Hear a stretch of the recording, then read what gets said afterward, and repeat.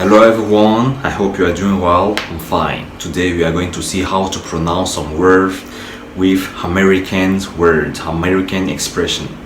Alors notamment aujourd'hui, on va voir la prononciation à l'américaine, la prononciation de quelques mots que j'ai notamment sélectionnés afin de prononcer plus facilement, plus rapidement, notamment pour les débutants qui veulent bien évidemment avoir l'accent américain, qui ont tout essayé, qui ont essayé par tous les moyens de parler comme des natifs afin notamment d'avoir l'air américain. Bref, des personnes même qui sont jusqu'à présent, même depuis des années aux États-Unis, qui n'arrivent pas encore à parler comme les Américains, tant bien même qu'ils sont notamment entourés de ces personnes-là. C'est bien évidemment le but aujourd'hui de cette vidéo. Aujourd'hui, voilà, on va voir ces mots-là, comment les prononcer, quelle technique qu'il faut notamment adopter afin de réussir tout simplement à prononcer ces mots à l'américaine. Mais bien avant qu'on commence, n'hésitez pas à vous abonner, à liker la vidéo, de me dire ce que vous en pensez en commentaire. Ensuite, on poursuit. Bref, on va commencer avec le premier mot notamment. Le premier mot que j'ai choisi aujourd'hui, alors ce mot s'affiche sur l'écran. Alors ce mot à l'américaine, on va le prononcer notamment comme ça, disant water, water et non water. Ici, on ne doit pas sentir le T. Donc on prononce le T comme le D en fait, notamment à l'américaine, donc water, water, water. Maintenant, nous avons également ce mot-là. Alors, ce mot se lit fighter, fighter au britannique, mais à l'américaine, on dira fighter, fighter, fighter, fighter. Par exemple, Mike Tyson est notamment un grand combattant parce que fight, fighter ici, ça vient du verbe, ça vient de l'infinitif to fight, to fight. Donc le fight ici, fighter ici c'est l'adjectif qualificatif notamment. Donc par exemple Mike Tyson est un grand combattant. Donc Mike Tyson is a great fighter, is a great fighter. Mike Tyson is a great fighter. Donc un combattant, a fighter.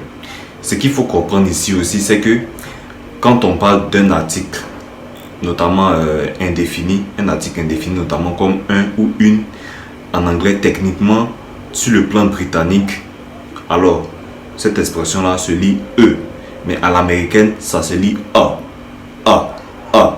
Donc comme s'il y avait un A, notamment on lisait le A comme en français mélangeant avec la lettre U, donc notamment c'est A, A tout simplement. Donc A fighter.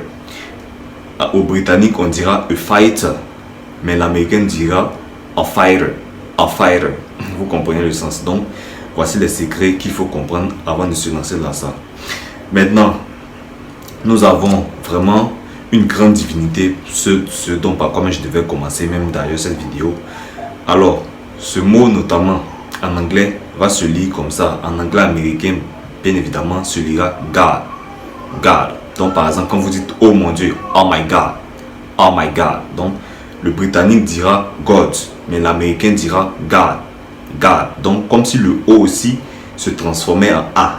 Mais à la prononciation, on doit sentir le A dans votre prononciation notamment. Donc God, oh my God, oh my God. I need your God, tout simplement, comme vous avez vu dans le clip passé. Maintenant, nous avons ce mot aussi notamment. Ce mot à l'américaine se prononcera notamment boat, boat, a big boat, par exemple. Un grand bateau, un grand navire. A big boat. A big boat. We need a big boat. We need a big boat. Tout simplement. Nous avons aussi ce mot. Ce mot notamment revient le plus souvent notamment dans les oraux comme dans les écrits. Donc, le britannique ici dira bottle. Mais l'américain dira bottle. Bottle. Bottle. A bottle. A bottle. Brush my teeth with a bottle. Par exemple, je me brosse les dents avec une bouteille, notamment une bouteille de Jack, une bouteille de vin, bref. Donc, une bouteille de vin. A bottle of wine. A bottle of wine, tout simplement.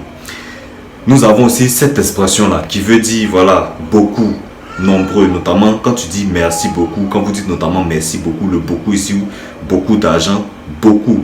Contrairement, notamment, en plus de, notamment l'expression much. Match par exemple beaucoup. Donc cette expression à l'américaine se dira a lot, a lot, a lot. Par exemple merci beaucoup, thanks a lot, thanks a lot, tout simplement, et non a lot. A lot, ça c'est le britannique. Mais si vous avez envie de parler comme un américain, notamment rapidement, thanks a lot. Thanks a lot. A lot. Nous avons maintenant ce mot-là qui veut dire notamment l'ascenseur. L'ascenseur à l'américaine, c'est elevator. Elevator. Elevator. Mais le britannique dira lift. Lift. Mais l'américain ici dit elevator.